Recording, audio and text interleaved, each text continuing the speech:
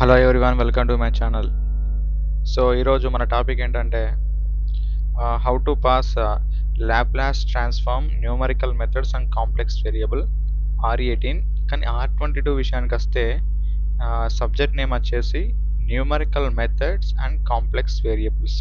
So అంటే ఇది R18లో అంటే సిలబస్ R22 సిలబస్ సేమే, బట్ ఓన్లీ ఫస్ట్ యూనిట్ మాత్రమే డిఫరెంట్. సో ప్రీవియస్గా R16 చూసినట్టయితే కనుక M3 M4 కొన్ని చాప్టర్స్ కొంచెం మ్యానిపులేట్ అయ్యాయి. అంటే M3లో కొన్ని అండ్ M4లో కొన్ని అట్లా చాప్టర్స్ ఈ సాయి ఈ న్యూమరికల్ మెథడ్స్లో ఉన్న చాప్టర్స్ కొంచెం అటు ఇటు కొంచెం చేంజ్ చేశాడు. సో మనం ఇప్పుడు R18 విషయానికి వస్తే ఇప్పుడు రెండు సేమే, అంటే సిలబస్ సేమే, ఓన్లీ ఫస్ట్ యూనిట్ మాత్రమే డిఫరెంట్.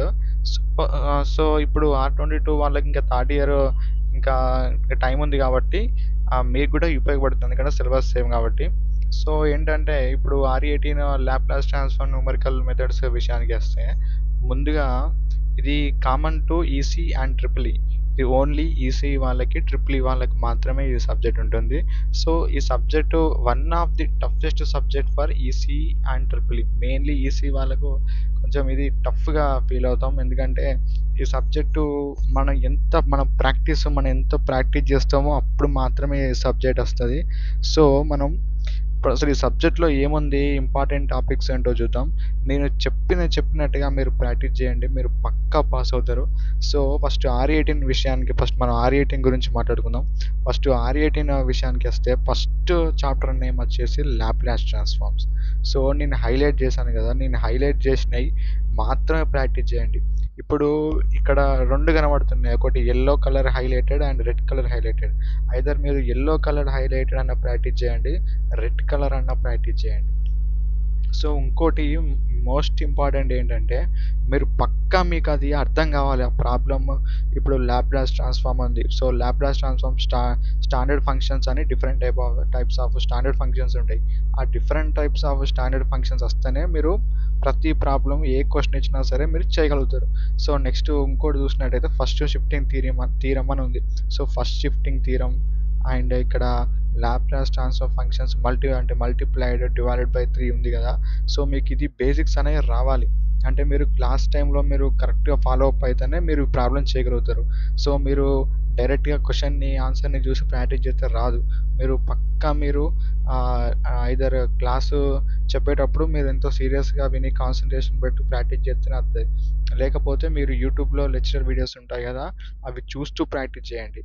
మీకు మీరు కొంచెం శ్రమ తీసుకొని మీరు ప్రాక్టీస్ చేస్తేనే మీ సబ్జెక్ట్ అనేది క్లియర్ చేయగలుగుతారు. ఎందుకంటే ఇది కొంచెం డేంజరస్ సబ్జెక్ట్. ఇది ఒక్కసారి మనం సెకండ్ ఇయర్లో ఫెయిల్ అయినామంటే ఫైనల్ ఇయర్ వరకు ఉండే ఛాన్స్ ఉంటుంది, కాబట్టి మీరు ఇది కరెక్ట్గా ప్రాక్టీస్ చేయండి. సో ప్రాక్టీస్ చేస్తే చాలా ఈజీగానే ఉంటాయి. మీరు డిఫరెంట్ టైప్స్ ఆఫ్ మీరు డిఫరెంట్ టైప్స్ ప్రాబ్లమ్స్ స్పెక్ట్రమ్లో ఉన్నాయి కానీ, ప్రీవియస్ క్వశ్చన్ పేపర్స్లో ఉన్నాయి కానీ ప్రాక్టీస్ చేస్తే సో అంత మంచిది అన్నమాట ఈ సబ్జెక్ట్ క్లియర్ చేసుకోవడానికి. సో నేను చెప్పాను కదా, ఐదర్ మీరు ఎల్లో హైలైటెడ్ అని చూస్ చేసుకోండి, రెడ్ హైలైటెడ్ అని చూస్ చేసుకోండి. పక్కా లాంగ్ క్వశ్చన్లో పక్కా వస్తుంది ఇందులో ఏదో ఒకటి. సో నెక్స్ట్ చూసినట్టయితే నెక్స్ట్ ఏంటంటే ఇది R22లో ఉన్న యూనిట్ 1. ఇక్కడ నేను ఎల్లో కలర్ హైలైట్ చేశాను కదా, ఇది ఫోరియర్ ట్రాన్స్ఫార్మ్ ఒక క్వశ్చన్ వస్తుంది అన్నమాట. పక్కా డ్యామ్ షూర్ క్వశ్చన్. మీరు ఎల్లో కలర్ హైలైటెడ్ ఉంది ప్రాక్టీస్ చేయండి. సో నెక్స్ట్ ఏంటంటే సెకండ్ అండ్ థర్డ్ యూనిట్. మీరు పాస్ కావాలంటే మీరు సెకండ్ యూనిట్ కానీ థర్డ్ యూనిట్ కానీ అస్సలు వదలద్దు. ఎందుకంటే సెకండ్ యూనిట్ థర్డ్ యూనిట్ క్యాల్సీతో చేసేది. మన క్యాల్సీ లేనిది మనం ఈ ప్రాబ్లమ్స్ సాల్వ్ చేయలేమన్నమాట. ఇప్పుడు ఇక్కడ నేను అండర్లైన్ చేసి మరీ హైలైట్ చేస్తాను, ఇవి మోస్ట్ ఇంపార్టెంట్ అన్నమాట. ఇక్కడ అండర్లైన్తో సహా ఏ టాపిక్ అయితే అండర్లైన్తో సహా హైలైట్ చేస్తుందో అది చాలా ఇంపార్టెంట్ అన్నమాట. So bisection method, iteration method, Newton Raphson method, regula falsi method, ఇవి చాలా ఇంపార్టెంట్. క్యాల్సీతోని అంటే ఒక్కటి బైసెక్షన్, ఇటరేషన్ కొంచెం కామన్గా ఉంటాయి. So Newton Raphson, regular fancy, మీరు మీరు పక్కా మీరు క్లాసెస్ వినాలి. ఇవి క్లాసెస్ కాకపోయినా మీరు యూట్యూబ్లో అయినా సరే మీరు తీసుకొని యూట్యూబ్ వీడియోస్ చూస్తూ మీరు ప్రాక్టీస్ చేయండి. సో నేను ఫైనల్ ఇయర్లో ఉన్నప్పుడు ఏంటంటే ఈ సబ్జెక్టు నేను క్లాసెస్ సరిగ్గా అటెండ్ కాకపోవడం వల్ల నేను సబ్జెక్ట్ కొంచెం క్లియర్ చేయడానికి కొంచెం డిఫికల్ట్గా ఫీల్ అయ్యాను.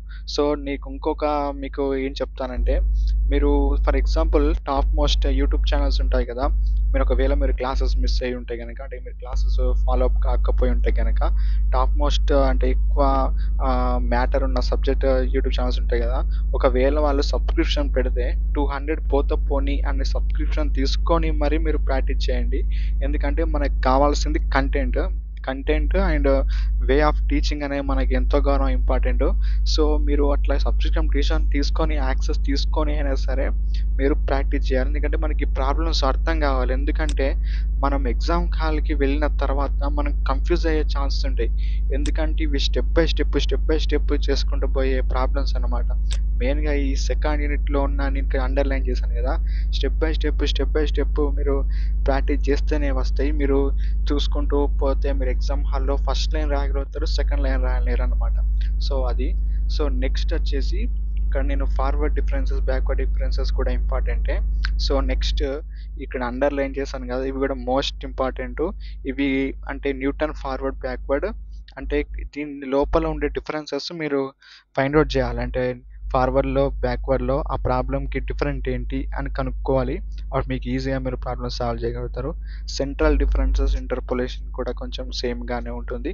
సో నెక్స్ట్ వచ్చేసి లెగ్రాంజియస్ మెథడ్ ఆఫ్ ఇంటర్పోలేషన్. ఇది కూడా common to forward and backward methods. So మీరు ఏంటంటే ఇవి కూడా మీరు పక్కా మీకు అర్థమైతేనే మీరు చేయగలుగుతారు. ఈ సెకండ్ యూనిట్ మాత్రం మెయిన్గా క్యాల్సి ఉంటేనే మీరు ప్రాబ్లమ్స్ అనేవి చేయగలుగుతారు. సో క్యాల్సి మాత్రం పక్కా మెయింటైన్ చేయాలి సబ్జెక్ట్కి. సో నెక్స్ట్ వచ్చేసి థర్డ్ యూనిట్ న్యూమరికల్ మెథడ్స్ 2. అంటే ఇక్కడ వచ్చేసి trapezoidal rule, damn sure question, trapezoidal rule, Simpson 1/3 or 3/8 rule, damn sure questions. ఇది కూడా సేమ్ క్యాల్సి ఉంటేనే మీరు చేయగలుగుతారు. స్టెప్ బై స్టెప్ టేబులర్ ఫామ్లో మీరు చేసుకుంటూ వెళ్ళాలన్నమాట. సో నెక్స్ట్ వచ్చేసి ఐదర్ మీరు ఇదన్నా చూజ్ చేసుకోండి. ఇంకా మీకు టైం ఉంటే కనుక రెడ్ కలర్లో హైలైట్ చేశాను కదా, ఇవి కూడా చూసేసుకోండి. ఈ టైలర్ సిరీస్ అంటే ఇవి కొంచెం హార్డ్ ఉంటాయి, కానీ మీరు ఎంత ప్రాక్టీస్ చేస్తే అంత ఈజీ. సో ఇక్కడ యూలెస్ మెథడ్ అండ్ మాడిఫైడ్ యూలెస్ మెథడ్స్ అనేవి అంటే ఈ రెండింటికి కొంచెం డిఫరెన్స్ ఉంటుంది, యూలెస్ అండ్ మాడిఫైడ్. కానీ మాడిఫైడ్ యూలెస్ అండ్ యూలెస్ మెథడ్ మీరు ఎన్ని డిఫరెంట్ టైప్స్ ఆఫ్ క్వశ్చన్స్ మీరు ప్రాక్టీస్ చేస్తే అంత మంచిది.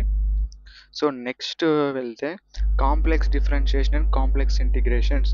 సో ఇక్కడ ఏంటంటే ఇప్పుడు కాంప్లెక్స్ డిఫరెన్షియేషన్ ఇప్పుడు ఇంటిగ్రేషన్స్తోని కంపేర్ చేస్తే డిఫరెన్షియేషన్ అనేది కొంచెం ఈజీగా ఉంటుంది. అంటే కాంప్లెక్స్ డిఫరెన్షియేషన్ కొంచెం ఈజీగా ఉంటుంది. ఇక్కడ నేను అండర్లైన్ చేశాను కదా, చాలా most important. Cauchy's Riemann equations without proofs, Milne Thomson methods, ఇవి కూడా మీరు స్టెప్ బై స్టెప్ ప్రాక్టీస్ చేయండి. ఫోర్త్ యూనిట్ ఈజీగానే ఉంటుంది. So coming to the fifth unit, so Cauchy's theorem, integral formula, ఈ అండర్లైన్ చేశాను కదా, ఇవి చాలా ఇంపార్టెంట్.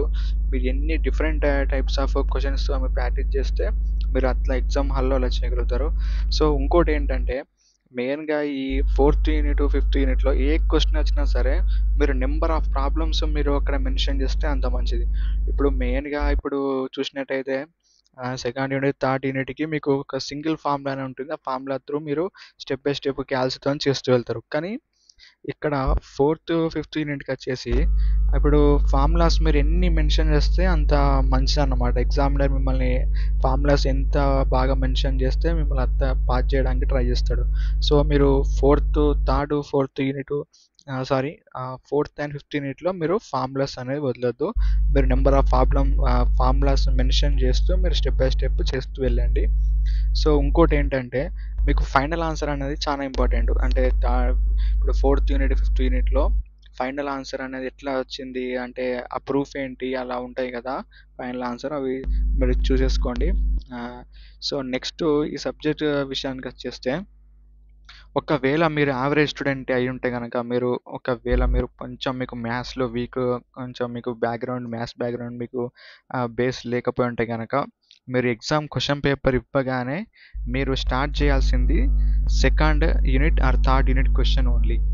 ఐదర్ మీరు సెకండ్ యూనిట్ పర్ఫెక్ట్ వస్తే సెకండ్ యూనిట్ స్టార్ట్ చేయండి, లేకపోతే థర్డ్ యూనిట్ క్వశ్చన్ పర్ఫెక్ట్గా వస్తే థర్డ్ యూనిట్ క్వశ్చన్ పర్ఫెక్ట్ రాయండి. ఎందుకంటే ముందే చెప్పాను, ఇవి క్యాల్సీతోని చేసేవి కాబట్టి మనం క్యాల్సీతోని ఎంత మనకు ట్రిక్స్ మనం యూజ్ చేస్తామో అట్లా మనకు ఆన్సర్స్ అనేది మనం స్టెప్ బై స్టెప్ చేయగలుగుతాం.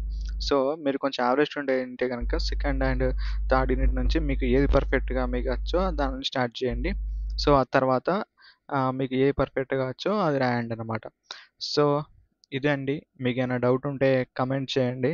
సో నా వీడియో నచ్చినట్టయితే లైక్ చేయండి, షేర్ చేయండి, నా ఛానల్ సబ్స్క్రైబ్ చేయండి. Bye bye.